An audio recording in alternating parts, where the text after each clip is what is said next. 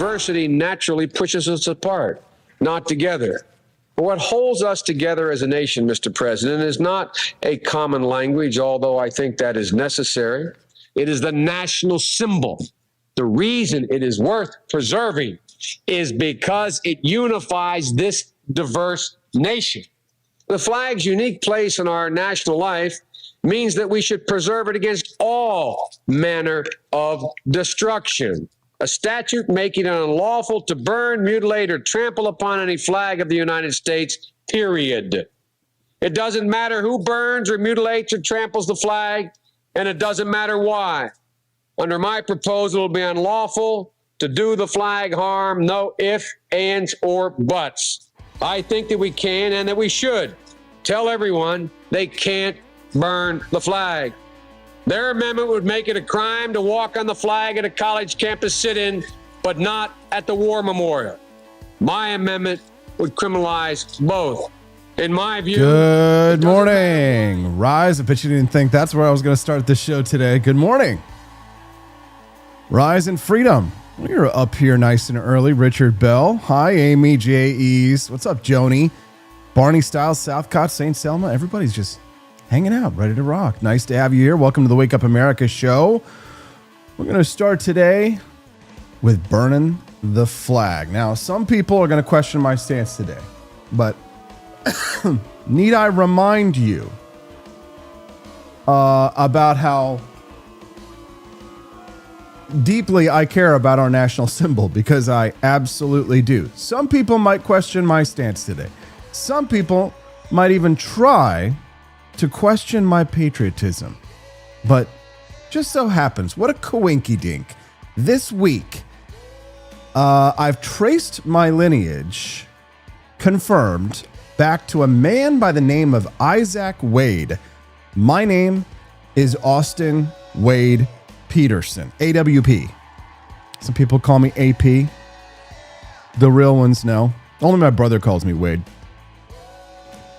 But I traced my lineage directly back to Isaac Wade. He's a soldier in the Virginia 14th Infantry. He fought for American independence. My ancestor looking down. And because of this, that we've been able to trace thanks to Ancestry.com, my brother and I will soon be joining the prestigious organization, the Sons of the American Revolution.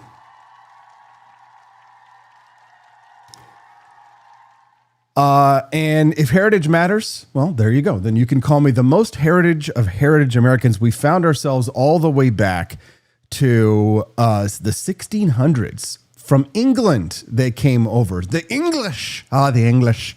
Who are the people here in the United States that still call us the English? Is it the Mennonites or is it the Amish? They still call us English, right? English. Did you know this? Yeah. You need to watch that show about Amish runaways. Pretty good reality show. But I love this country. I love what it stands for, and I knew what my ancestors stand for, and that's why I'm going to stand against Trump's executive order that seeks to criminalize flag burning. I'm sorry, but if it had been Joe Biden, doing this, we would have felt the same way. It felt a completely different way. A lot of Republicans. Lastly, sir, this is an executive order on flag burning. It charges your attorney come on, general. Will. Would you listen to this? This is That's Will. He's been on the show a few times. You guys are probably like, be mad at Will. But you know what? His job is just to do what the president says. That's not some partisan job or something like that. He's literally just the attorney. Trump wants the executive order. His job is to write it up, or he doesn't have that job.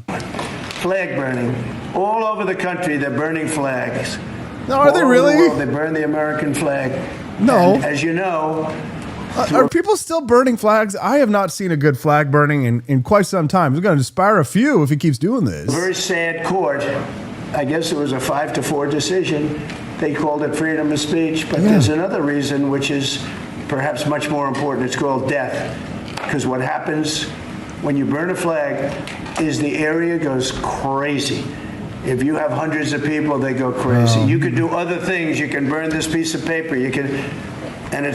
But when you burn the American flag, it incites riots. Well, that's pretty much.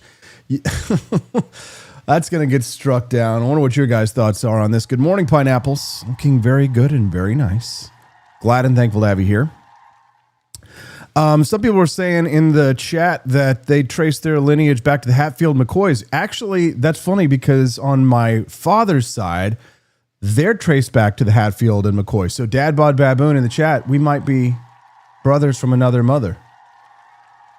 No, but I love this country. You guys know who I am, what I'm all about. If you don't, if today's your first time watching the Wake Up America show, if I don't anger you so much that you run away screaming, then sit down. You're in a safe space if you do believe in true freedom of speech. Welcome to the Wake Up America show. I'm Austin Peterson. I think, the founders didn't write the First Amendment to shield us from uncomfortable words or from flag burning. They wrote the First Amendment to shield us from government power. Can I get an amen? Reagan himself put it best. America is the only nation founded on an idea, not blood, not soil, not ancestry.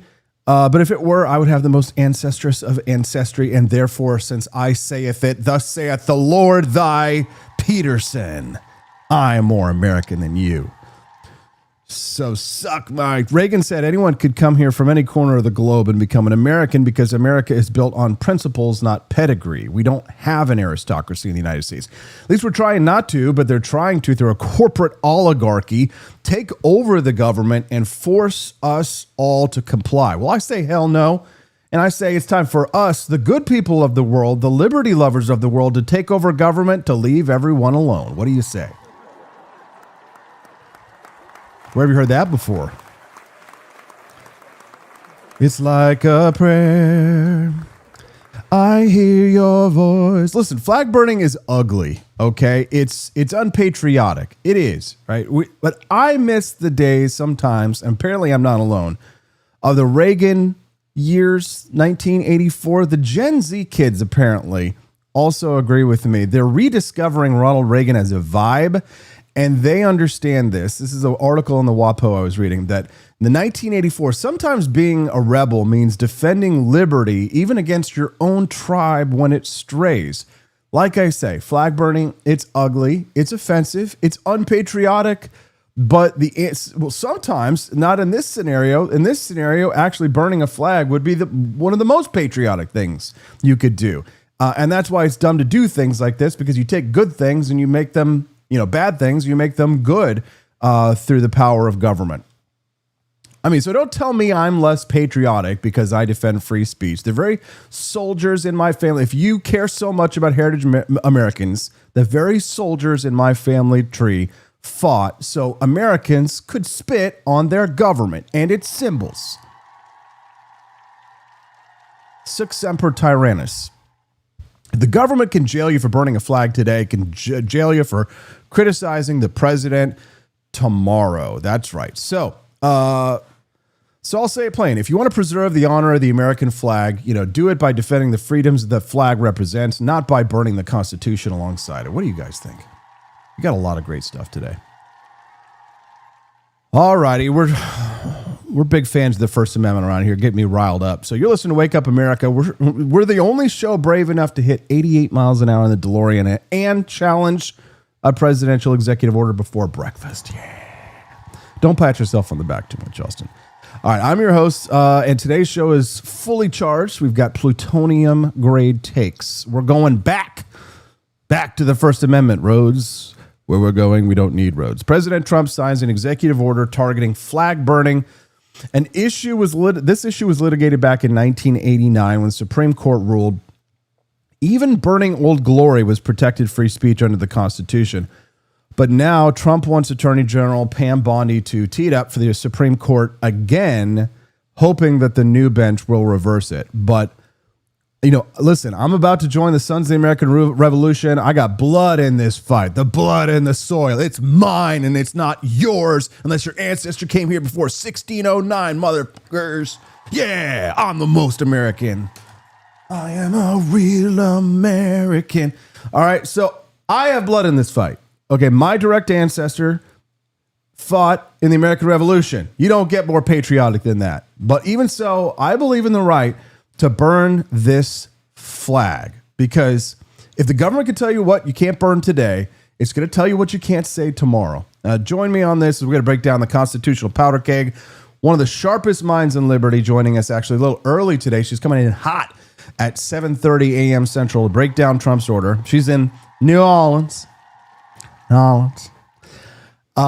She's going to talk about the Texas versus Johnson precedent and whether America can survive another Supreme Court showdown on free speech.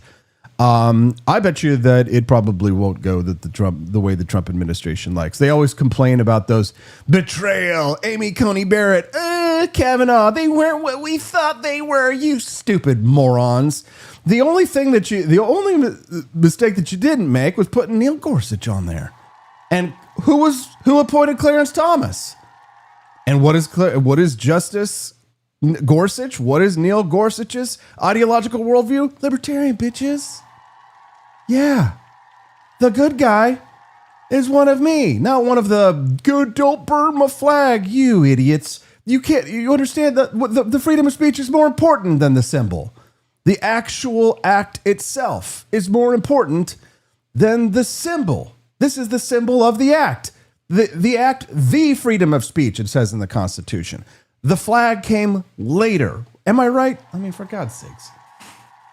I don't have to explain to you. I know why you're here. I given a shits. Welcome to the Wake Up America show. Dread Seamus, nice to see you guys here. Welcome. And we're going to have Glenn Jacobs on the show. This show's going to be so stinking good today. It's going to be so stinking good. I got so much great stuff for you. You don't want to miss a single minute. Well, the media is all arguing about, TikTok bans, rainbow stickers, and, the national debt just hit $37 trillion. God dang. God, please. 37 trillion with a T. We're going to wind things down after that with Glenn Jacobs with a segment that I call Boomer Takes That Actually Slap. QR code menus, trash, smart toothbrushes, spying on your teeth, loud bars, proof that God hates your ears. You might, at the end of the segment today, the end of the show today, you might find yourself actually agreeing with your dad for once. And that might be the scariest part of this show. Maybe Dad was right. Maybe Dad had a few good points. But wait, there's more. Because if we had $100 in Rumble Rants or purchases today at the Grift Shop, and I don't want to hear anybody say anything about blackface, all right? Bonus content unlocks at $100 today. We have a mini documentary. If we raise $75, it's an awesome mini documentary. It's actually double the length of our normal mini documentaries. So it's not quite mini. It's more like micro. Maybe we have to have the micro as a micro and the mini as a mini.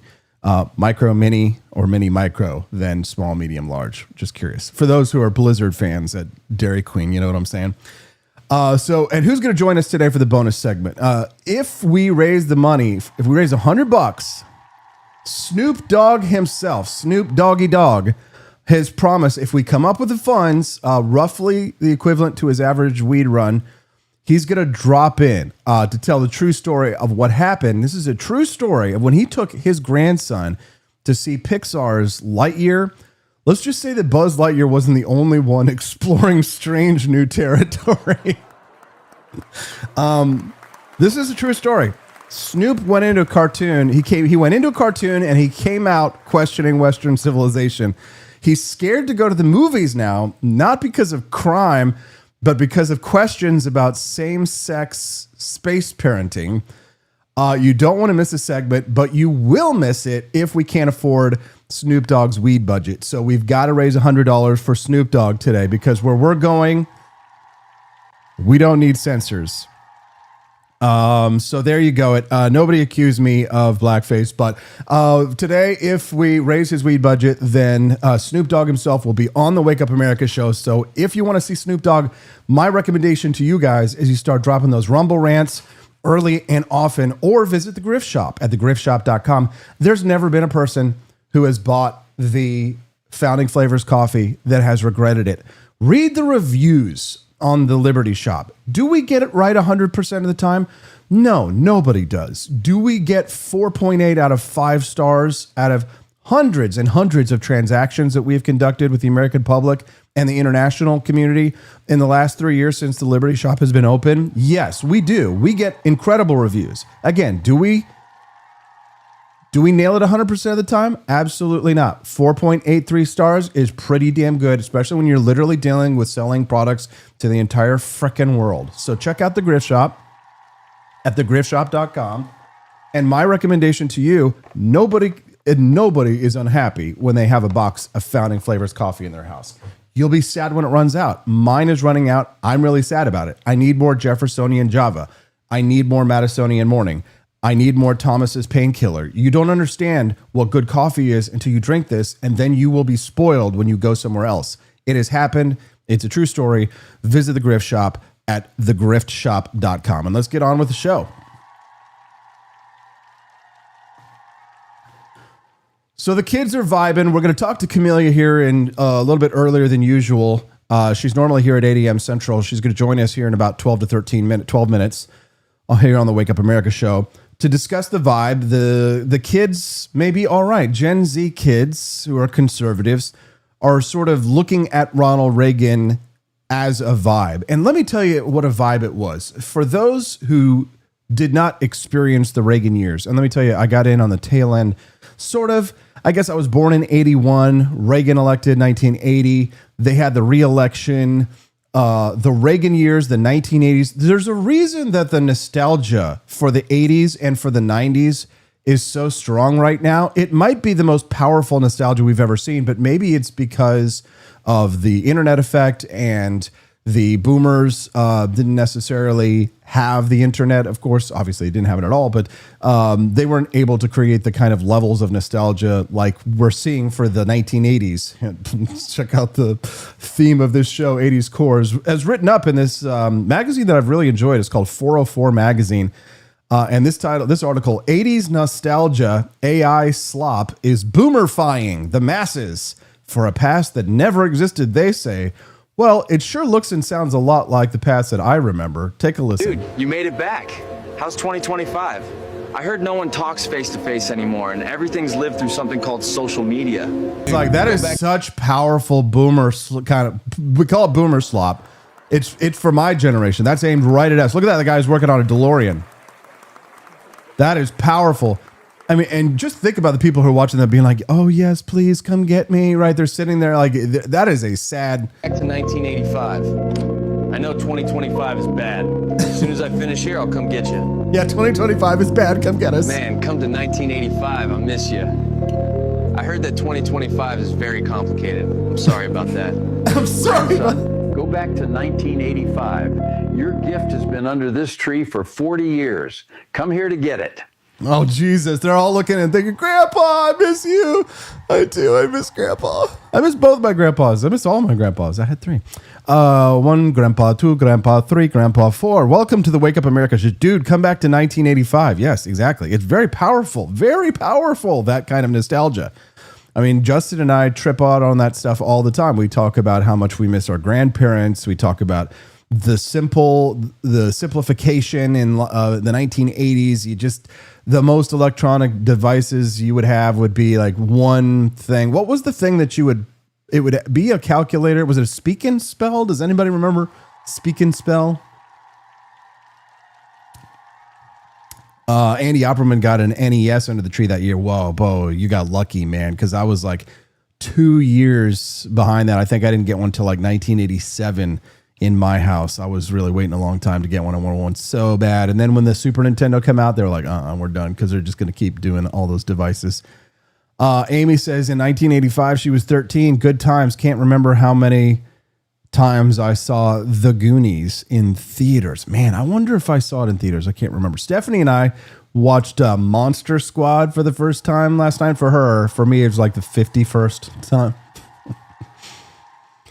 That nostalgia, so powerful, probably more powerful than it's ever been, just because that video that you just saw there has a couple of million views, and there are more. There are lots more. People are engaging in nostalgia more, I think, than they ever have. And is it because something's wrong with our modern age? Is there really, truly a problem that has created this powerful thirst, this desire. Look at this. This one is 13 million views. This is pure nostalgia. Take a look at this. Oh, or don't take a look at it. There we go. Things we did in school that today's kids will never experience. We always drew the sun in the corner, painting your nails with the whiteout. Draw on that mysterious S symbol everywhere. Walking down the school hallway, you'd run your fingers through the cracks. Now that I remember. Along the wall. Only real ones remember this fish. When that thing rolled into the classroom, your teacher was definitely hungover. Lunch boxes in the 90s were way better than the ones kids have now. True. Today's kids will never know how to play Minesweeper because we didn't know either. Also Topping true. all your pencils with pencil trolls. I remember. I actually had one of those. Yeah, I didn't care if they called you gay. It was cool. That musty, calming smell of the public library when you were a kid. Ah, yes. Reading 100 books for a personal pan pizza. Trying to keep 100 your books? Tamagotchi alive as long as it didn't get confiscated by the teacher. That was the best notebook, Mead 5-star. It made you want to Be a better be a student. better student. It did, actually. You get one of those 5-star notebooks. Beautiful. And you'd be like, I'm going to really use this year. No, not going to study. Quest Fanning, Steffi for Liberty, BB for Liberty, all of our For Liberty fans on the For Liberty Network be joining us live here today. Did you guys click the like button? Don't forget to click the like button. And if today's your first time watching the Wake Up America show, then I'd love to have you be a regular guest. What's the show schedule? It's 5 days a week, Monday through Friday, 7 to 9 a.m. Central Time, 2 hours, 5 days a week. It's a great way to start your day. We're a lot of fun. It's a positive community. We're a very healthy community. It's a great place to be. Yes, we'll engage in nostalgia, but no, we won't boomerfy it. We won't be engaging in any defenses of rank authoritarianism here on the Wake Up America show. If you're a fan of pure liberty, 100% of the time, all of your rights, all of the time, then you are in the right place. That's us, the Wake Up America show. Lisa Frank stuff, says Amy J. East. That's a good reminder. Yes. Camelia Peterson's going to be here with us early. She's down there in New Orleans. We're going all the way down to New Orleans. And when we get back, none shall tell what we were before. 82 people watching us live. Let's bump up those numbers. Like, share, comment. We'll be right back with Camelia to talk about flag burning and the aesthetic of the Reagan Bush years, 1984. It's the Wake Up America show on the For Liberty Network.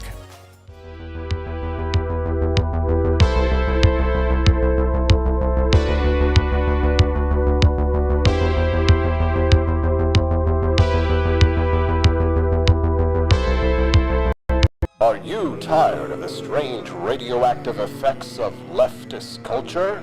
Do you ever wonder what happened to good old-fashioned American values? Well, fear no more, because there's a new force fighting back against the cultural rot of today. Introducing Culturama, a right-of-center talk show that's taking back the future today. Hosted by none other than blonde bombshell herself, Daniela Pensack. She's not just talking, she's taking culture back. With sharp takes, brilliant guests, and a few surprises along the way. Tune in to the live video podcast twice a week, because the future doesn't have to be weird. It can be Culturama. If there wasn't going to be somebody who was a fiery champion of liberty, somebody who would get out there and who would be aggressive, and if they wouldn't do it with more fire or passion than I had, then I would go and I would fight this battle for us. I've fought for the principles that we all share. Parties tend to be secondary to me. We're here because we believe in the principles of liberty.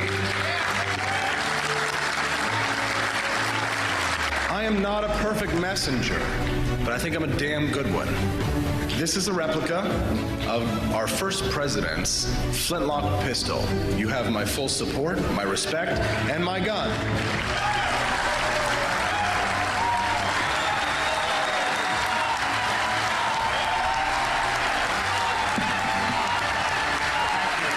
I think that at the heart of my philosophy is much more libertarianism than well, that's the fashionable word these days, I guess. A conservative is no longer just that. He's a libertarian and always has been.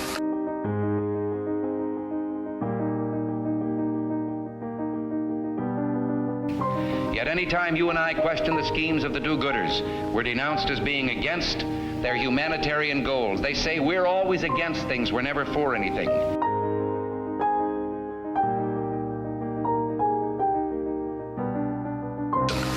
And what is fascism? Fascism is private ownership, private enterprise, but total government control and regulation.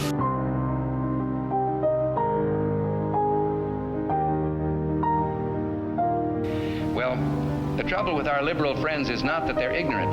It's just that they know so much that isn't so.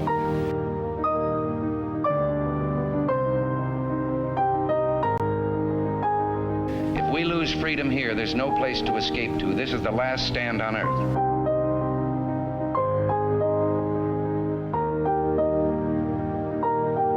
This is the issue of this election. Whether we believe in our capacity for self-government or whether we abandon the American Revolution and confess that a little intellectual elite in a far distant capital can plan our lives for us better than we can plan them ourselves.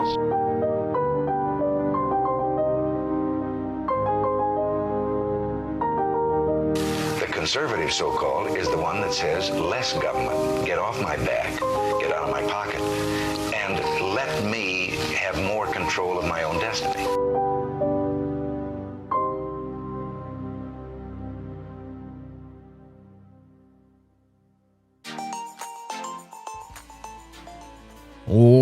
Welcome back to the Wake Up America show. I'm your host, Austin Peterson, AP for Liberty. That's why it's the For Liberty Network. It's a good name, right? All right, well, you know where I stand. You know that I'm not in favor of burning the Stars and Stripes, but I'm more in favor of not throwing Americans in jail for free speech. Honor the Constitution by standing tall for it. We're going to talk about that in just a moment with Camelia Peterson. But before we get there, guys, I want to remind you about something I'm really excited to be a part of. It's the Expat Money Summit. Our friend Mikkel Thorup is hosting it. It's all about how liberty is rising in Latin America. Think things like second residencies, passports, offshore banking, real estate, even how to legally eliminate your taxes in doing so.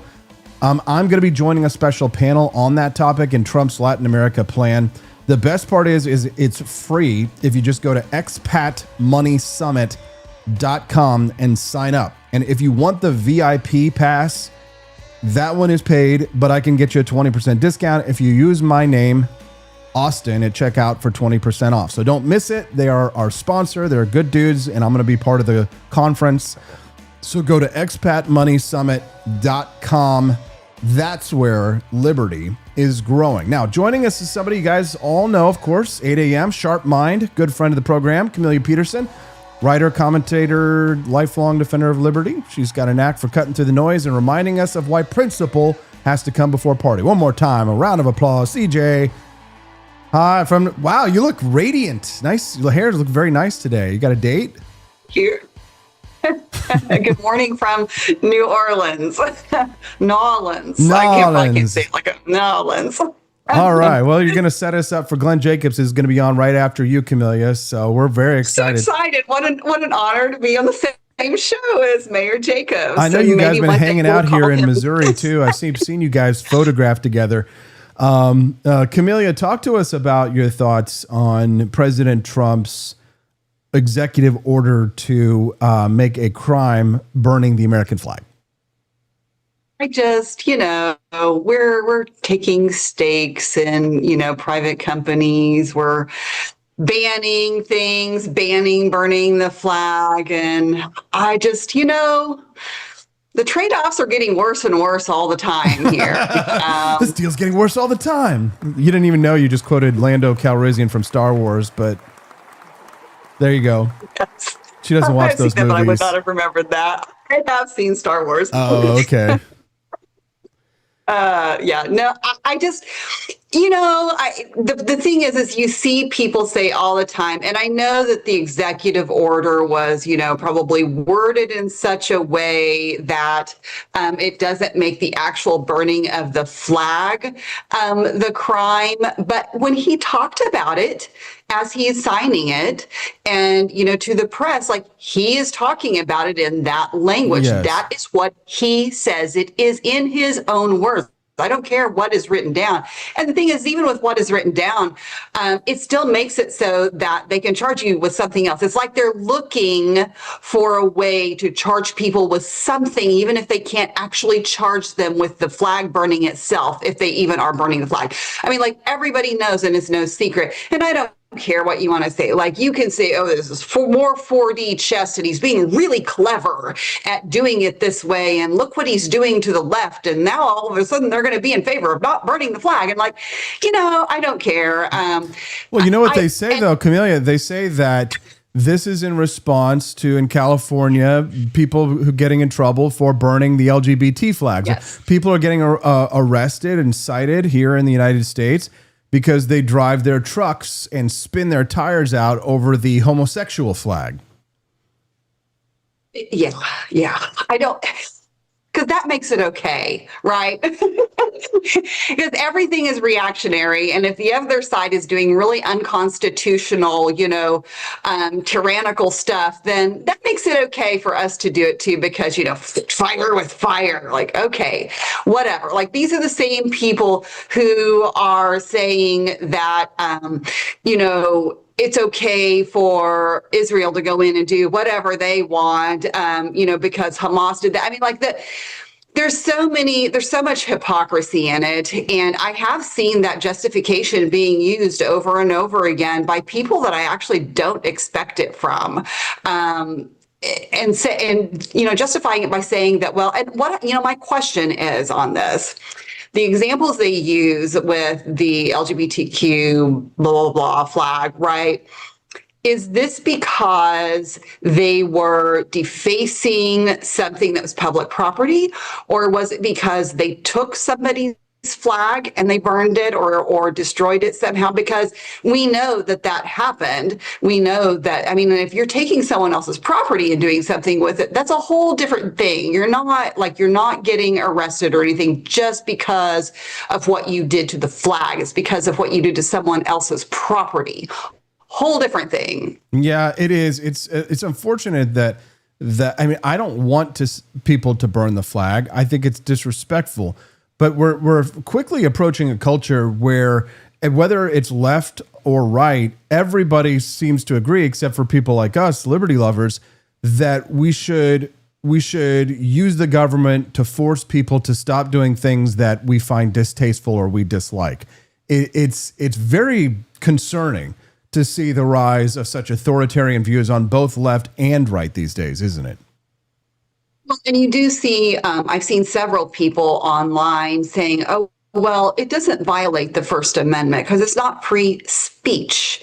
And, really expression is not the same thing as speech. So now we're going to go backwards and we're going to start questioning these things that we've worked through before in the courts and legally. So there is, what else would we get in trouble for if free expression somehow does not now fall under the First Amendment? And the court settled this, and Congress tried to come back and make a law about whether or not you could.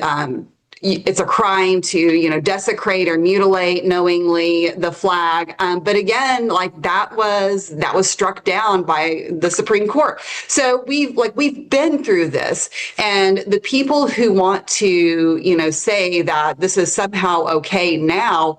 So you're going to say that it's okay to question the Constitution and that interpretation now, just because the other side is doing it?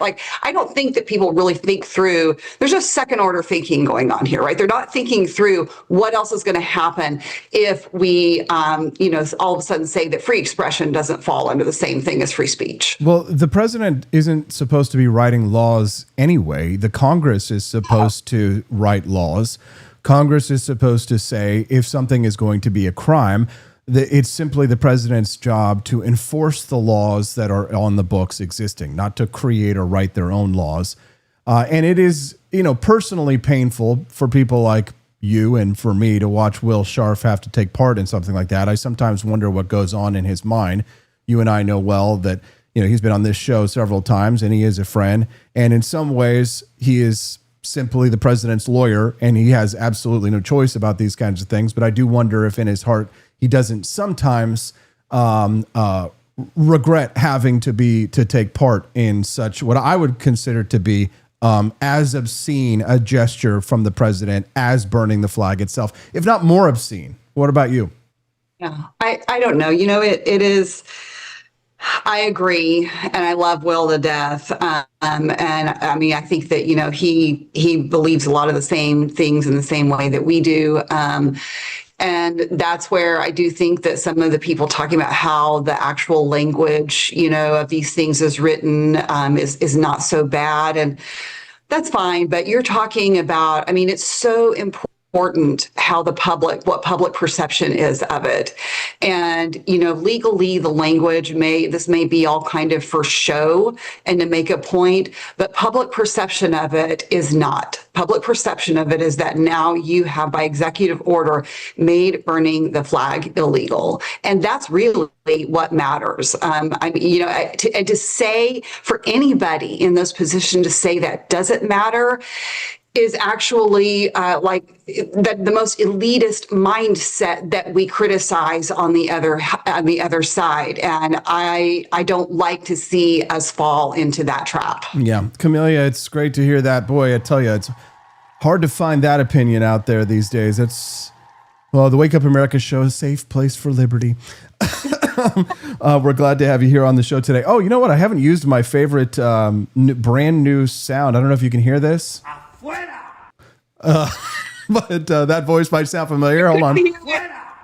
Are you hearing the sound effects on the show today, Camelia? I guess not, no. Oh, that's my fault. Okay. I didn't click the advanced button and then the computer share, so now you should be able to hear. Did you get that one? All right, good. We got it. Good to hear. Afuera. I don't know why I didn't have that on the soundboard before this one. So we're talking about nostalgia this morning because after Glenn Jacobs comes on at 8 a.m., I'm going to talk about things that boomers got right. And we were talking a little bit about nostalgia, and I loved the Reagan years because I was a kid. Obviously, life is great. You have no responsibilities, no bills, no taxes. Ronald Reagan was president of the United States, and there was such an aesthetic. There was a vibe to Reagan that was a very beautiful, classic Americana vibe that they really nailed, right? That Trump is kind of like a gaudy rhinestone, spitting chewing tobacco kind of, kind of conservative Republican Party versus Reagan, which was more like tame and sedate and, not gold fringes on paintings in the Oval Office, but just kind of more casual American jelly beans and all of that. Apparently the kids, the Gen Z conservatives are big fans of the Ronald Reagan, George Bush, 1984 aesthetic. Talk about this. No, and I think this is right in trend with what we've been seeing in terms of fashion and a lot of other things like that. It's the counterculture thing right now, right? Is all the 80s fashion, and a lot of the kids are listening to older music. So I do think this is just kind of on trend with everything else. But yes, there was an article that talked about how that college kids, wearing the Reagan Bush, 84 shirt, and unironically, right? So they actually like it. And it's kind of, this article talked about, and actually it talked about some of I think it's probably in the college Republicans group at Washington University in St. Louis, where some of those were, which incidentally, by the way, Lee Zeldin's daughter goes there.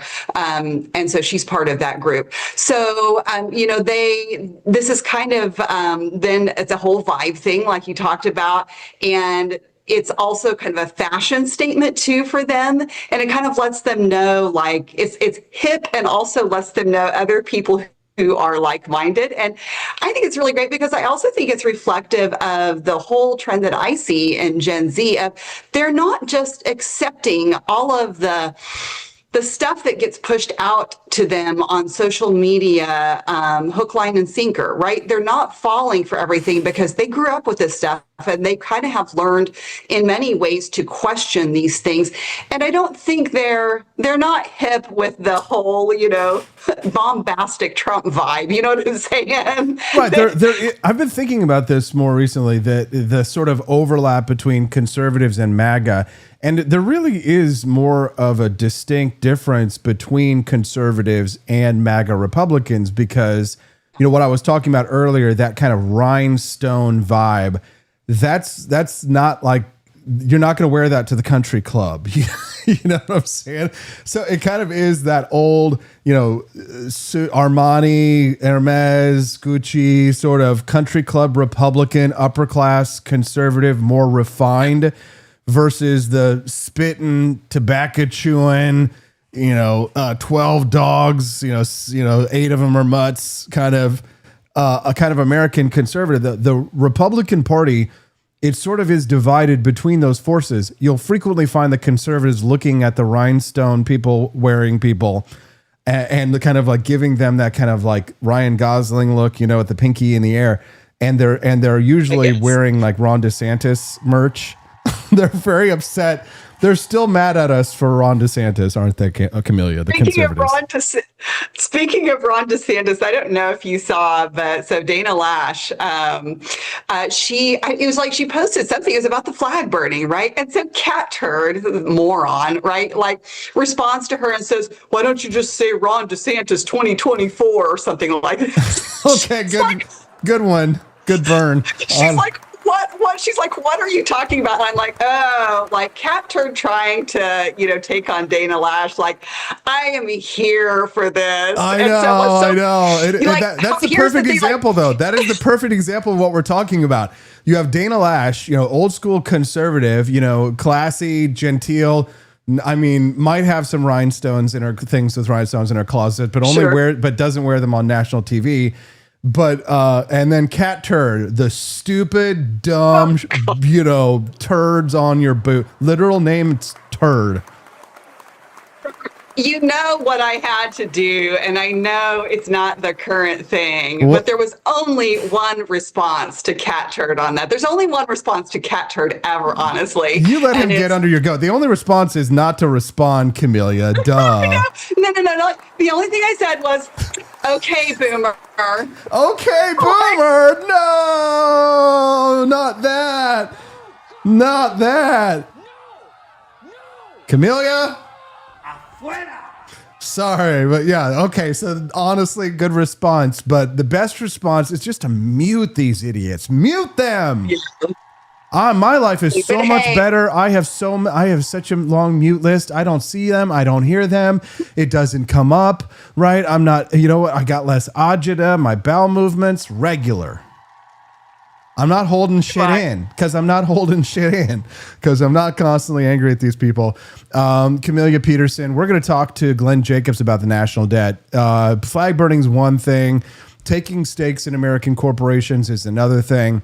This national debt is a threat to my daughter and your daughters, isn't it? And so now I've not seen exactly what this is about yet, but I just saw something go by this morning that now there's something about the Federal Reserve and Jerome Powell, and that Trump basically has control of that, and so they'll force they play with the economy with the Federal Reserve, right, and the debt, and so they're going to force interest rates down. They're going to print more money. Inflation is going to continue to be terrible, and I mean, I know inflation could be a lot worse, right? But there's just the mix of things that we have going on, including, the national debt, is just not sustainable. And I'm sorry, but there is nothing that the current administration is doing that is actually a solution on this. And so it is really frustrating because the reason why, the huge reason why people wanted Trump back in office was it's the economy, stupid. It's literally the economy. And they can talk about all the money that they're getting in from tariffs, but, I'm still They paying say they're more going for to my use that to pay groceries. down the national debt. And I'm just like, bullshit. It's not going anywhere near touching that. Yeah. So I don't know, have there been some good things that have been done? Yes. But it just like every day, it feels like the negatives are starting to outweigh the positives. And I it's know. just like, I it just hate pisses me off too, because it's like, we're supposed to pretend like everything's fine, right? We're supposed to just continue to march in lockstep. And it's like, no, you're marching towards your own destruction. Right after the election, there was this brief moment of national unity. And there were lots of people who were cheering for Donald Trump, who were not Donald Trump fans before. There were a lot of people who voted for him who had never voted for him before in the first place and wanted him to succeed. And then I know people aren't going to agree with this, or, you're going to be angry. But the fact is, I think it all started on the Tariff Liberation Day when he decided to throw a giant monkey wrench into the economy. And people had just had enough, because whether you like tariffs or dislike tariffs, and people are saying, well, the prices haven't even gone up that much. Well, if you read the Wall Street Journal, you know that everybody made Walmart, they all made their purchases before the tariffs went into effect. And then the tariffs went into effect, and they said, oh, they're going to eat the price of the increase. Nope, those prices are coming down the pike. And even when you talk about inflation, Camelia, we're talking about the rate of increase of inflation. The prices are still inflated from what they were before. We're talking about what is the inflation? Oh, the inflation rate, I guess it's not too bad now. It's only 3%, 4% now. Okay, well, yeah, that's after we just had runs of almost double-digit inflation for so long. A friend of mine just came back from the UK for the first time forever. Her, Liz Mayer, and she's like, oh my God, I thought the prices were bad in England. She's like, America used to be like a rich country because you could afford things. Now we've adapted. Our quality of life over the last couple of years has gone down. Whether we like it, want to look around on us, we can't see what's right in front of our faces sometimes, Camelia, and it's a damn shame. And I'm going to talk to Glenn Jacobs about it. Sure. I mean, it's the frog in the pot of water, right? Mm-hmm. All of these changes, and that's the danger in all of these little things, whether it's flag burning or whether it's, tariffs, or there's any number of like small little changes that seem, harmless in the now, but it's all of those small changes that add up to make us less free. And there's been so much of that over the last few decades that, we're trying to undo those things, which is much more difficult. And now it seems like instead of undoing, we're adding to. And there's just been there are too many stories of too many business owners who have been negatively impacted by the tariff issue. And, people are like, well, you're screwed. So screw they don't care because why? Because they've never signed the front of a paycheck in their goddamn curse lives. They've never signed the front of a paycheck. If you, as an American, decide to crawl out of the primordial soup of poverty, and let's say you decide to start, then you're going to have to engage in trade.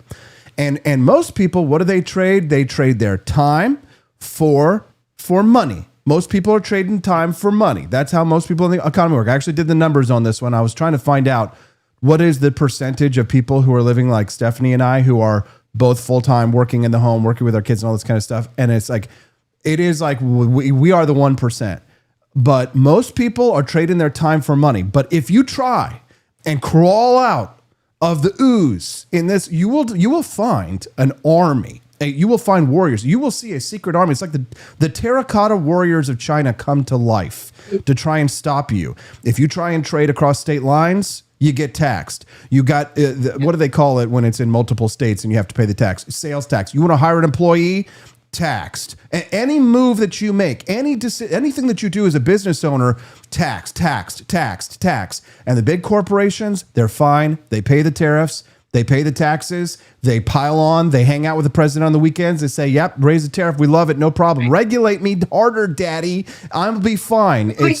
I mean, because they get carve outs and loopholes in other places, and they are able to afford to have the lawyers and the accountants who can find all those things for them. A small business doesn't have that same capability. And it is just, we are in such a quickly changing economy and also technologically right now. Like, you may be interested to know that one of the huge topics, so I'm at the State Policy Network conference right now, and a huge topic that I sat through a lot on yesterday was talking about what policy is going to be at the state level for, AI and for all of these technological advances in energy and nuclear. They're trying to stop us. They're trying to stop us. And the thing is like they were like, especially when you talk about energy and nuclear, when you talk about actually not nuclear, but when you talk about like the data centers and all these things that we need for these technological advances, they were like, what's the difference between this and like other, advances that we've made in society? And, one of the things that was pointed out was the difference is that this is happening so quickly. Like, it's like, we need, like, you don't have, 20, 30 years to kind of build up to this change and adapt to it. Like, we have to adapt now. Yes. And if we don't adapt, like, the people who will use these things for evil will outpace the people who will use it for people for good. You're so damn right, God, Camelia. Yeah. This is why we are such close friends. We are like, so this is why brains. You need the nerds. Same. You need all these nerds that are sitting here in these seminars, because they're thinking about what are the threats to liberty when all of a sudden lawmakers are like, we can't let AI take over the world and robots are going to rule us. And we need to slap a bunch of laws on the books that are poorly thought out and like will end up limiting your liberties enormously and will put us back in the Stone Ages. No, right? no, it's the bad guys. It's like China. They're using CRISPR technology to eugenically create perfect children. And we're still, we're farting about whether or not we should burn a flag in our country. Camelia Peterson, I got to go because Glenn Jacobs is coming up here in just a few minutes. Anything else that you want to share or plug before we let you go today? So I don't want to forget to say this at some point in the next few weeks, but one little word of advice, because all of this is brought up, is that when you are looking at your candidates, whether it's in Missouri or somewhere else, especially during the Republican primary, when you are looking at your candidates, this is going to be ageist, but it's really important that we have people in office who can understand these technological advances. And I will tell you, it scares the daylights out of me. We have some candidates in Missouri right now who are honestly just total boomers. They do the whole copy paste thing on Facebook and they don't understand what's, spam and not.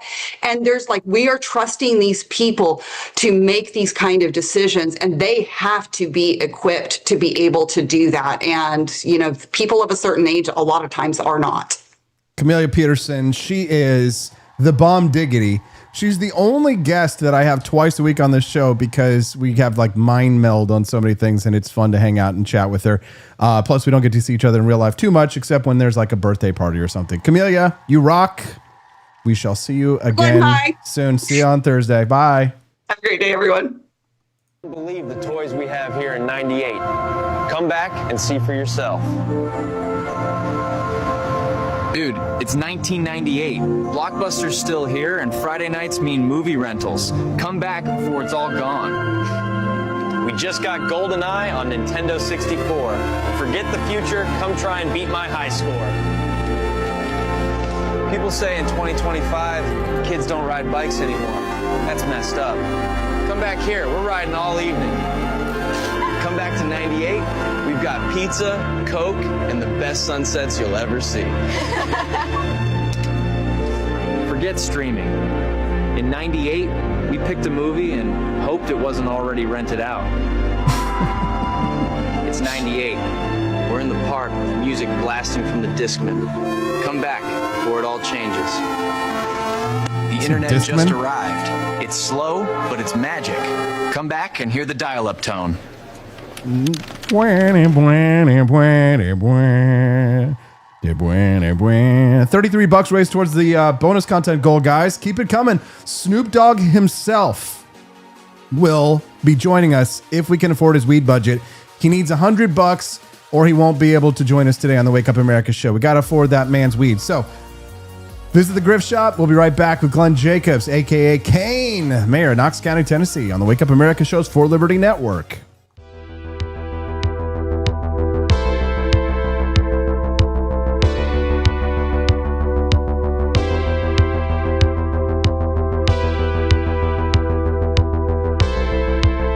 Are you tired of the strange radioactive effects of leftist culture? Do you ever wonder what happened to good old-fashioned American values? Well, fear no more, because there's a new force fighting back against the cultural rot of today. Introducing Culturama, a right-of-center talk show that's taking back the future today. Hosted by none other than blonde bombshell herself, Daniela Pensack. She's not just talking, she's taking culture back. With sharp takes, brilliant guests, and a few surprises along the way. Tune in to the live video podcast twice a week, because the future doesn't have to be weird. It can be Culturama. If there wasn't going to be somebody who was a fiery champion of liberty, somebody who would get out there and who would be aggressive, and if they wouldn't do it with more fire or passion than I had, then I would go and I would fight this battle for us. I've fought for the principles that we all share. Parties tend to be secondary to me. We're here because we believe in the principles of liberty. I am not a perfect messenger, but I think I'm a damn good one. This is a replica of our first president's flintlock pistol. You have my full support, my respect, and my gun.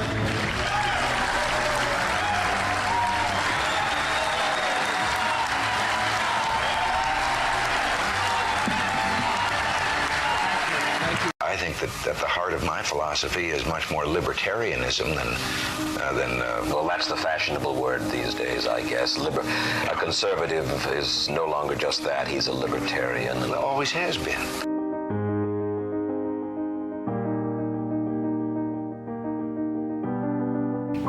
Yet any time you and I question the schemes of the do-gooders, we're denounced as being against their humanitarian goals. They say we're always against things, we're never for anything.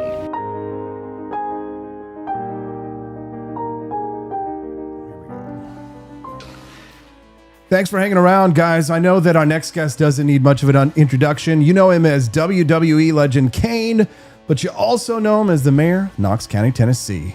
Glenn Jacobs, one of the strongest voices for fiscal sanity in American politics, joining us live this morning to talk about the U.S. national debt smashing through a record $37 trillion. Mayor Jacobs, welcome to the Wake Up America Show. Good to see you again. Thanks, Austin. Appreciate you having me. $37 trillion. We got there a little faster than we expected, didn't we, Mayor?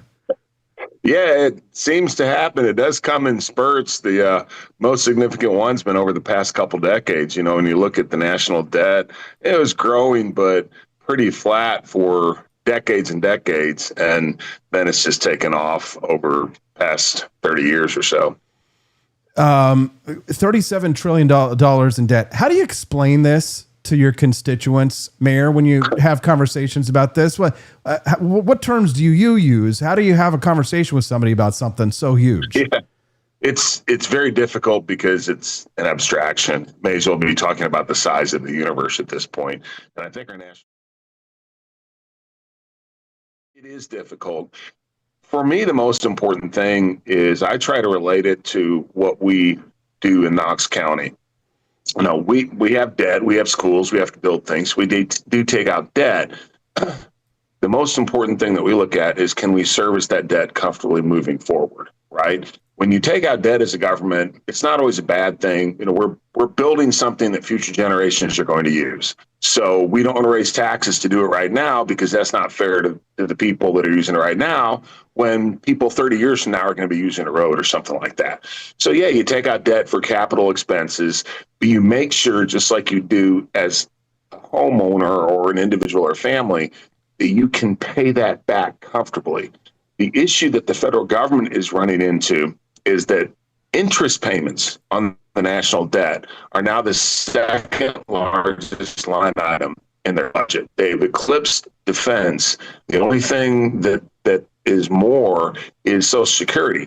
And that's another issue. I mean, Social Security and Medicare, the amount of money that should be in there that is not in there actually dwarfs the national debt, the unfunded liabilities that the federal government has. So it is difficult to talk to about that with people because it becomes an abstraction after it reaches a certain point. The latest spike in government spending is partly due to Trump's new tax and spend bill. Republicans signed off on it.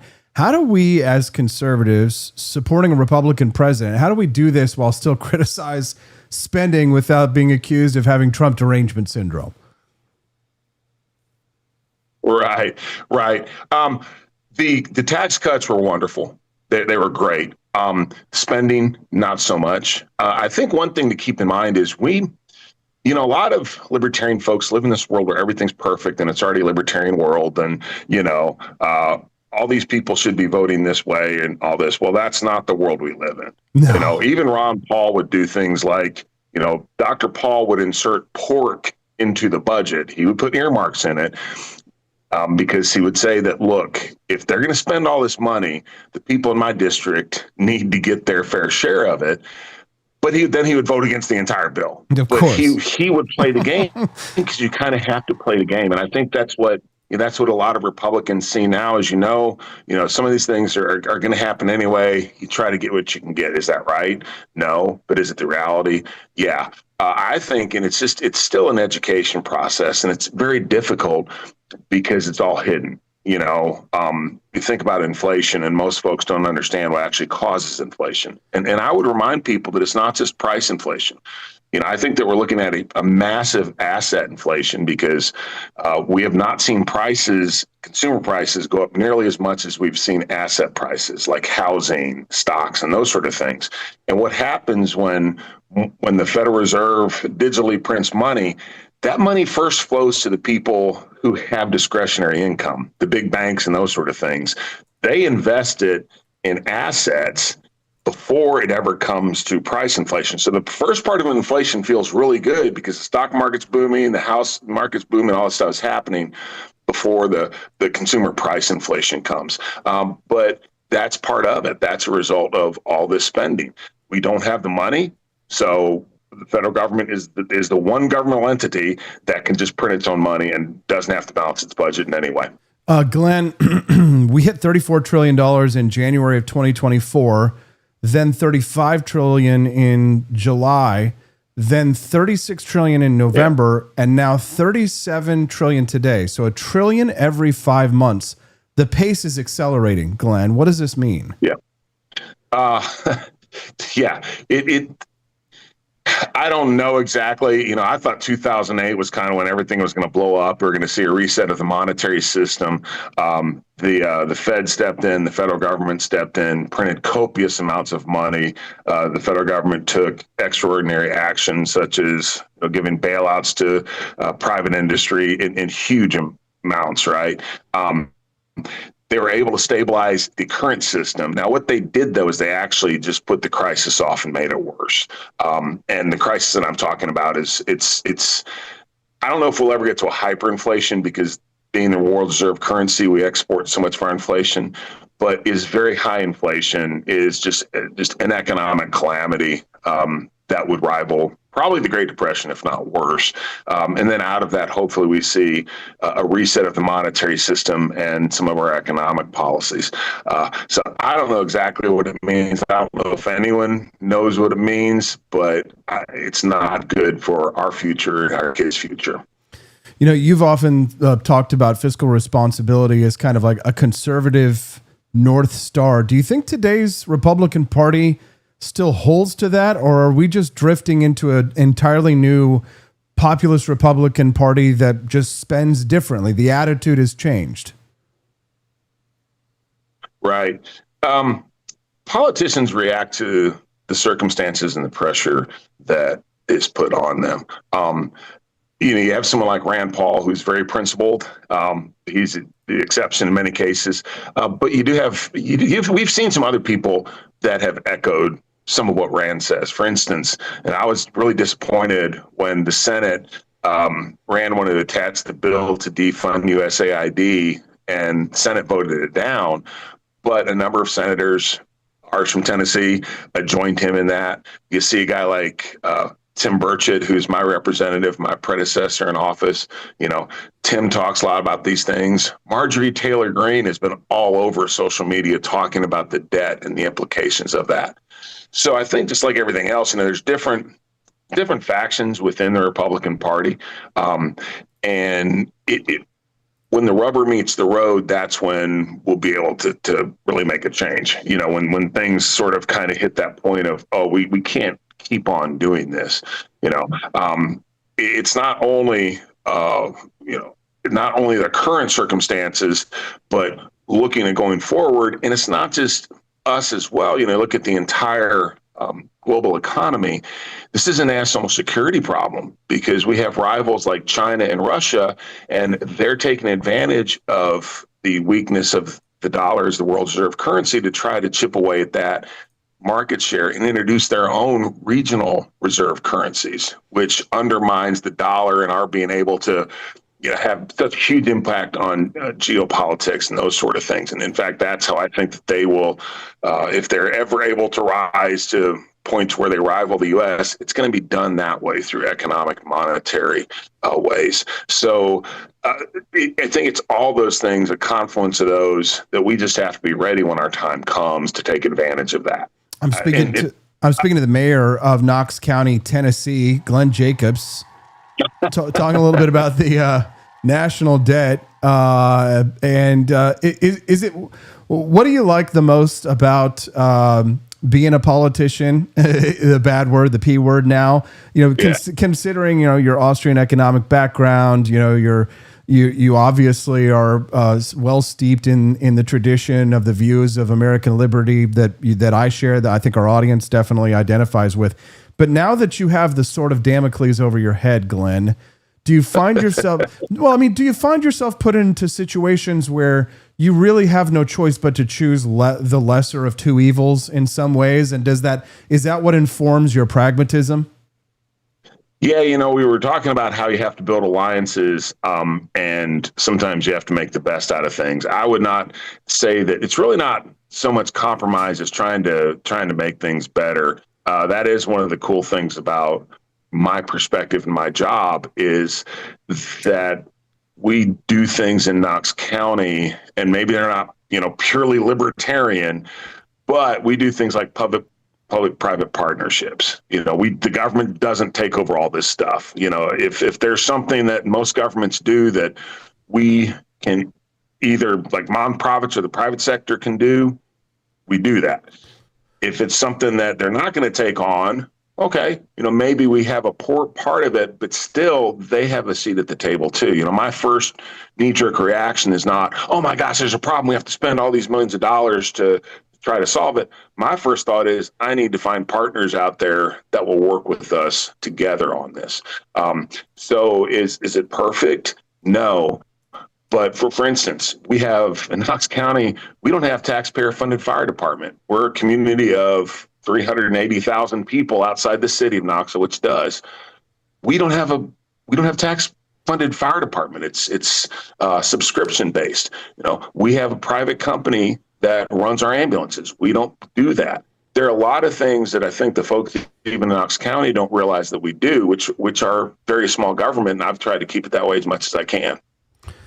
Glenn, if you were going to, say, manage a campaign, say that you were asked to be a campaign manager for a Republican presidential candidate in 2028, what would you chart as a path? Noting your views on the national debt, your views on liberty, you're obviously an adherent to Austrian free market economics, but you also have to win elections. How would you chart a path for a Republican presidential candidate that would hold true to your principles while also acknowledging the realities that a president of the United States might have to run into, the kind of challenges Trump is facing now?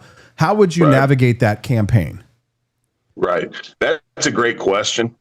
I think you look back to Ron Paul's campaign, and looking back, the thing that separated him from everybody else was the anti-interventionist platform. And that took off, right? And that attracted just more and more people. Now, if you think about it, at the time, I mean, we're coming off of the Bush years. The Republican Party was very much the pro-war party.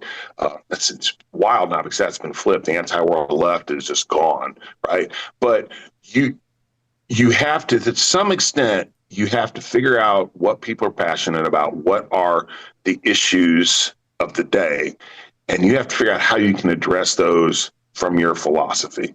It's difficult because the Democrats are just like, oh, we're just going to spend a lot of money to solve this. So you have to be able to articulate those things as well. But there are solutions within liberty, right? And too often what we do is we just, for instance, the Federal Reserve, love to get rid of the Fed. How does that work if the Fed's gone? What you're really doing is replacing it with free market money. But we have to be able to articulate a lot of these things. And unfortunately, it's almost like, oh, well, if you don't agree with me, you just don't know what you're talking about. Well, that doesn't work. So I think you figure out the stuff that people are concerned about, the solutions from your philosophy coming from a point of liberty, and then be able to come up with a plan and say, hey, this is what we're going to do.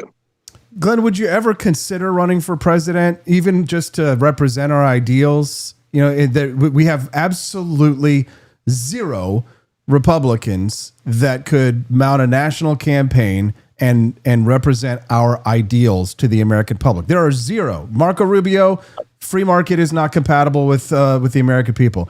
J.D. Vance, post-liberal, thinks that the government needs more power and needs to take more control and needs to control intel, and we should be burn the American flag burners at the stake. Would you consider running for president if you thought that there was a good chance that you could get the idea and spread the message? Maybe be the next Javier Milei? I've never really wanted to go to Washington, D.C. I think that a lot of the work can be done at the state level. We're in Tennessee. I'm very comfortable where we are as a state. Damn it, Glenn. That's the problem. The man who wants it is not the man who should have it. We want somebody who doesn't want the office. You have to run. The thing is, though, other people will come along, and I think you look at a guy like Milieu. I mean, he was just able to, we were talking about how do you mount a campaign. He did it. I mean, he figured out how to articulate a message, the issues, and look at what's happening.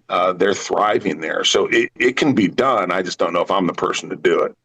Well, I think you are the person to do it. Just kind of thinking along my path. If you know, I've done it before. So I'll let you know what the pitfalls are if you do decide to do it. I think one thing though, from just a purely political perspective, it's always like, oh, we have to take over the system. Well, no. What you need to do is you need to control a voter block. You need to have influence. And we saw that with Ross Ulbricht, right? And the pardon. And that was part of, the deal. Hey, Trump, we're going to invite you to the LP convention, but we need to make a deal. And we need to do more than that. The folks that are, of our persuasion, because we do control enough of the popular vote and enough of people out there that we could have an impact. And I think we need to concentrate more on that. I think we need to concentrate on building those alliances and building those relationships, and then you get a bigger voice as opposed to, oh gosh, we just need to take the whole thing over. Oh boy, that's daunting. And I think that's another way though that Dr. Paul really changed a lot of things, because you look at the Republican Party. I was at the RNC this year. I must have had 20 people come up to me and say, hey, I remember you from the Ron Paul Revolution, or from your work here, from your work there. That wouldn't have happened 25 years ago, right? So the fact that there are those people now within the Republican Party, that really encourages me. Well, I remember back in the early days of the Ron Paul Revolution myself, and a lot of us were just scrappy kids, had no idea what we were doing, trying to take over Republican parties, and it was quite messy.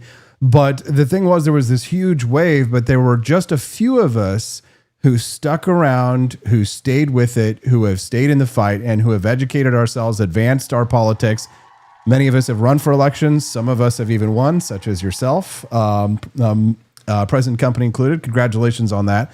And you've probably learned, you've definitely learned a lot from it. And I'm so grateful that you're so generous to share your knowledge with us, Glenn. Is there anything else that you'd like to share? Or maybe you've got a charity or something you'd like to plug, or social media you want to remind people to view, or anything that you'd like to share? This is your chance. Sure. I am on X as Glenn. That's Glenn Jacobs, JACOBSTN. That also same on Instagram. You can follow me on Facebook on a couple places, either Knox County Mayor Glenn Jacobs or Jacobs for Mayor. A couple things that we're doing. Did you see my bench press challenge? No, I didn't, but I think we need it after watching. Yeah, check it out on X. I've challenged. We're trying to get people to get active and get fit and be able to bench press more than 135 pounds. Like apparently they can't do in New York City. And then also we have a really cool. I was talking about working with the private sector nonprofits. We have a really cool project called Operation Heroes Hill, and our high school students are building tiny homes for homeless veterans. And it's just a really cool deal. We'll be launching that very soon. We already have the website and everything up, and it's moving forward. But that website is operationheroeshill.com.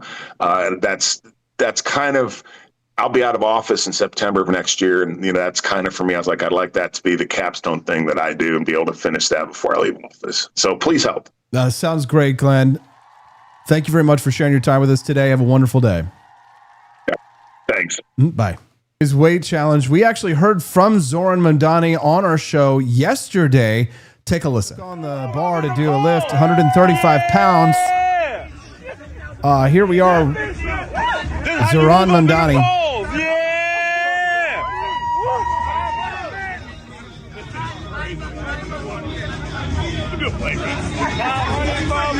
All right, let's watch his lift here. 135 pounds. Let's watch him perform. Oh, wait. Can he perform? Or? Oh, wait a minute. What?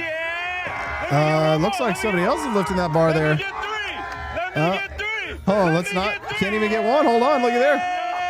Oh, yeah. Maybe better luck next time, Tiger.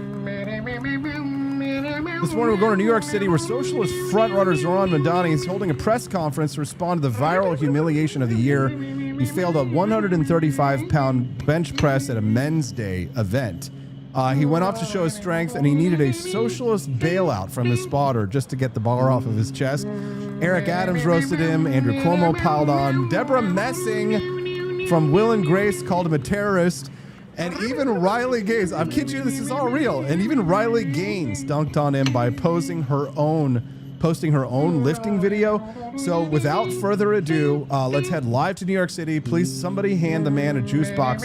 Don't go away. We're going to get the camera set up.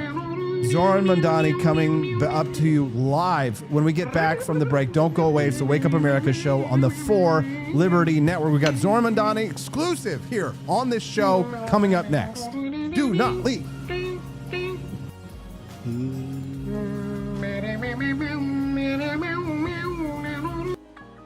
Hello, my fellow New Yorkers. Hello, I am Zoran Mandani. I want to address the crushing lies told about me, and also the crushing barbell that nearly turned my ribcage into halal shawarma. First, I did not fail to bench press 135 pounds. What you witnessed was socialist fitness, redistribution of strength. One bar, many hands. I was demonstrating equity. I provide the diversity hire. My spotter provides the actual muscles.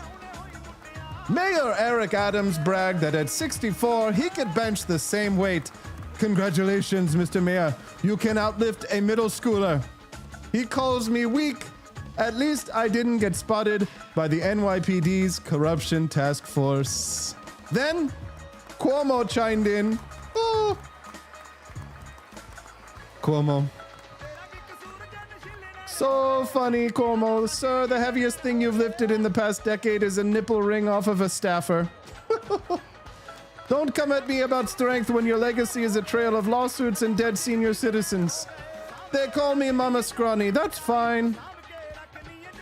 I prefer Mamdani. Weak in body, strong in whining.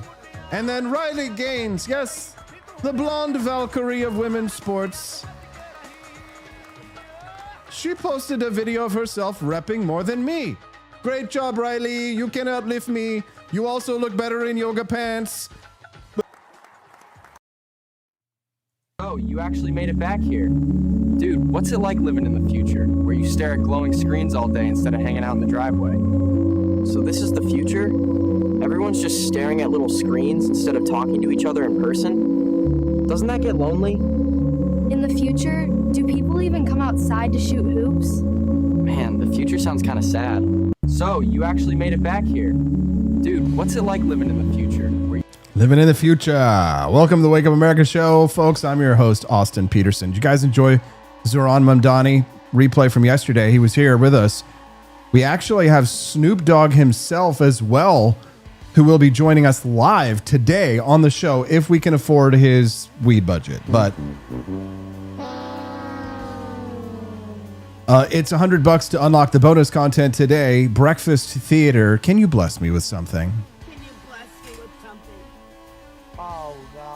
Money wise.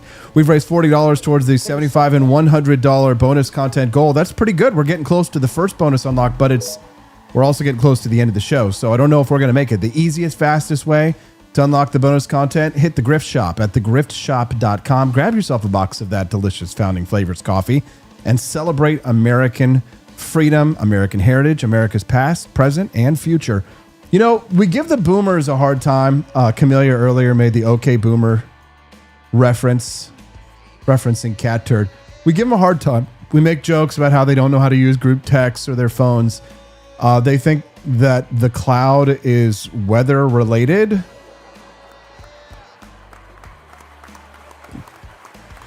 Speaking of the weather, what is it here? 58 degrees Fahrenheit in Jefferson City. It's getting cool. And boomers, some of them are still writing checks at the grocery store. No. But, and I hate to admit it, on some things, boomers were 100% right. So today, to close out this Back to the Future themed show, we're going to hop back to a simpler time when a TV worked with 3 knobs, nobody knew what a QR code was, and you could fix your electronics with a slap. Remember those days?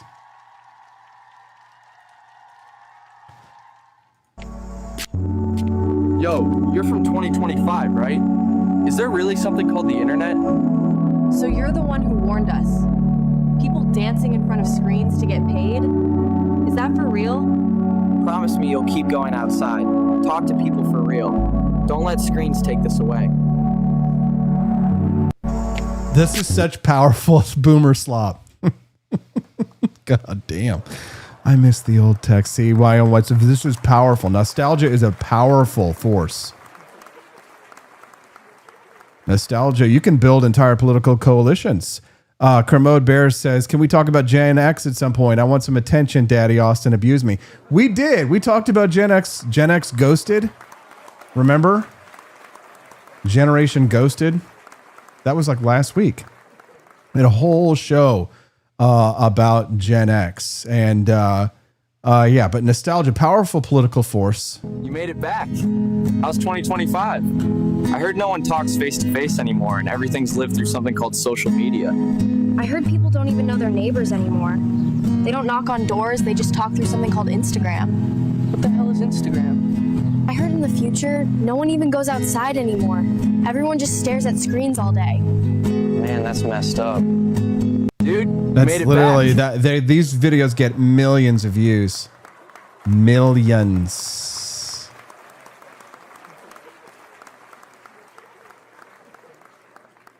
Well, let's go back to 1980s Washington, D.C. here on this pure nostalgia account. Ooh, yes, very 1980s chic there.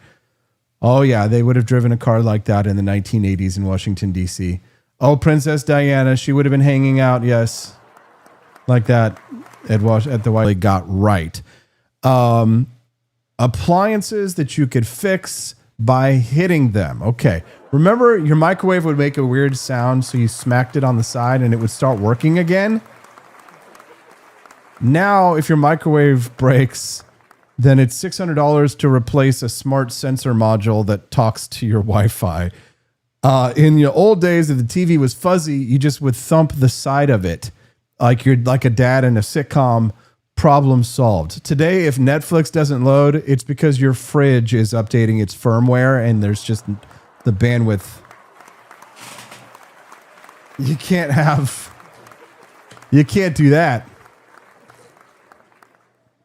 Things that the boomers got right. TV is too dark and too loud and too quiet. Boomers say TV is too dark. They're right. I watch action flicks sometimes that are some of the new action flicks, and it's like watching a radio play with pictures. You can't see anything. It's just fog and growling. And the sound mix on movies and television these days, it's a joke. The dialogue is whisper quiet, and then gunshot is like, boom, your ears are bleeding, right? Have you guys been having to do this lately? I have to sit with the remote. We'll be watching television, and I have to sit with the remote, and I have to literally ride the volume up, volume down. Oh, they're talking, volume up. Oh, there's explosions, volume down. You need subtitles just to understand your own language.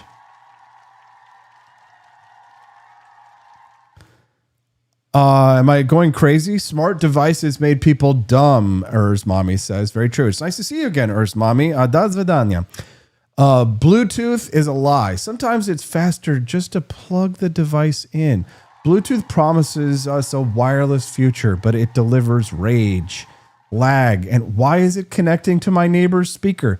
Meanwhile, a $4 aux cord, it just works. I don't want to pair. I don't want to sync. I just want to listen to the dang thing. Sometimes I do radio hits with Kenny Webster, the Walton and Johnson guys down in Texas. My wife will get on because we're right next to the garage here. My wife will get into the minivan, and since it's connected to the Bluetooth, I'll be on the radio Texas, and I'm trying to get my setup. And literally, I'm in the middle of the radio interview, and instead of talking to me, he's talking to my wife, Stephanie, because it picks up in the car.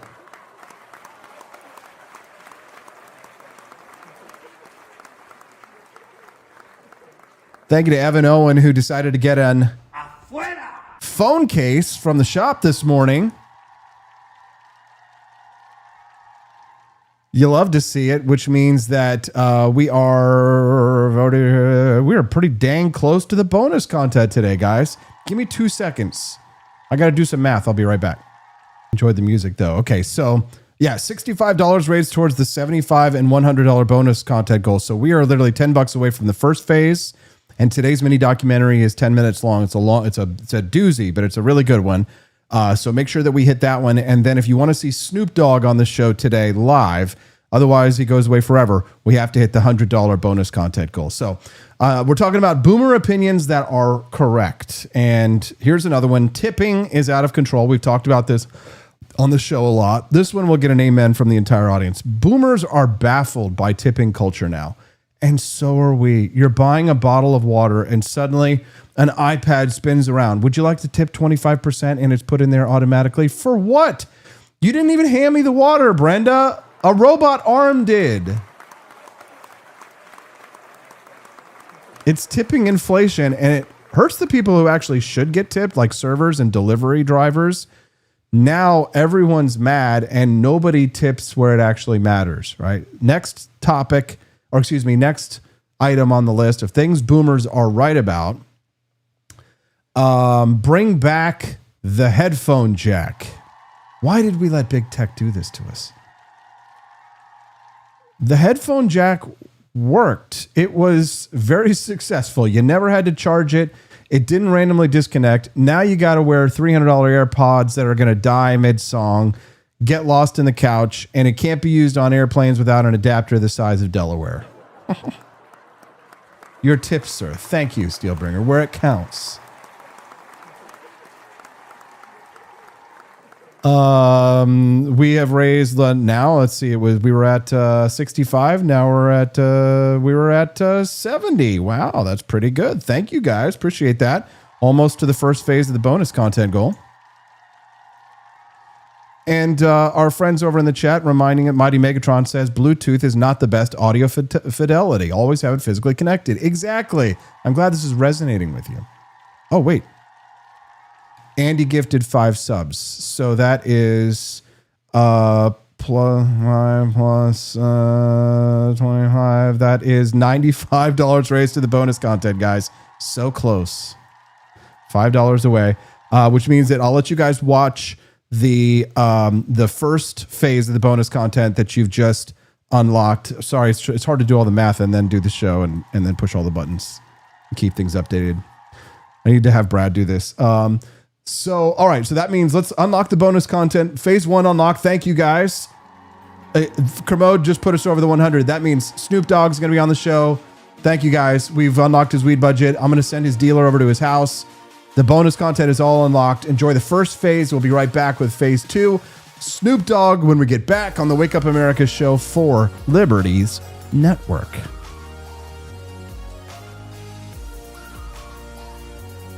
The U.S. Court of Appeals for the 11th Circuit last week revived a Second Amendment challenge to the federal law that bars illegal drug users from owning guns. In a ruling published on Wednesday, a 3-judge panel unanimously concluded that the federal government had filed in April 2022. Fried, a Democrat whose responsibilities included overseeing the issuance of concealed carry permits as well as the state's medical marijuana program, was troubled by the implications of 18 U.S. constitutional, to be honest with you. He replied, "If you're using a legal product, I don't see how that can nullify a constitutional right." At that point, Alan Windsor, a Trump-appointed judge on the U.S. District Court for the Northern District of Florida, had already dismissed... Pig reads Goodnight Moon. And don't even get me started on the books. They ain't reading Dr. Seuss no more. Now it's like the Cat in the Hat identifies as Dad. Meanwhile, the kid's looking around like, can we have a juice box now? And yo, I know Hollywood. They love a reboot. But you can't be rebooting my grandson's brain before he hits puberty. I'm sorry, it's just chill, dog. So yeah, I'm scared to go to the movies. Because when my grandson asks me how 2 women had a baby, I don't got an answer. Not without drawing up a PowerPoint and calling Ben Shapiro to explain the biology. For real, though. Kids should be kids. Stop dragging them into drag shows. Stop turning cartoons into culture wars. Leave the little ones out of it. Let Buzz-ear, Lightyear just fight Zerd in peace. Because right now, it ain't infinity and beyond. It's confusion and beyond. And Papa Snoop did not sign up for that. Ladies and gentlemen, Breakfast Theater with Snoop Dogg. Is the bonus content, is it worth it, guys? I know I'm wringing every last cent out of your can every single day, it seems like, but I just feel like, isn't it worth it? Isn't it absolutely worth it? $100. Mics are blown out. Oh, God. Here we go. Checkity. Testity. I don't know. I literally touched nothing on the thing, and this is what you get. Mic, hot. Fix the mic, Austin. They'll forgive you for bad video, and they'll never forgive you for bad audio. It's time to go. Good night. Everybody out. Evan Rowan, Mighty Megatron, L Dubs, YO Wildman, Drew Van Runkle, Barney Styles, Andy Opperman. Thank you to everyone who helped unlock the bonus con today. You rock. Now it's time to say goodbye to all our company. We're so thankful to have all of our friends like Joni Rankin and Drew Van Runkle who join us. Many of you were gifted subscriptions from Andy Opperman today. You now have the red castle next to your name. Good news. That unlocks for you now more fun, a brand new show Friday night happening here. Rumble's Freedom Arcade, right at the Rumble channel that you guys are watching us on right now. You can now unlock the members only bonus shows Friday night. So 8 p.m. Friday night. Now that you guys have the little red castle next to your names, you can now watch Freedom Arcade because it's members only, but you're now members. So thank you. Test these testes. Love you too, Quest. Bye, guys. Have a wonderful day. Thanks so much for tuning in. We'll see you guys again here tomorrow, right here on the Wake Up America shows for Liberty Network.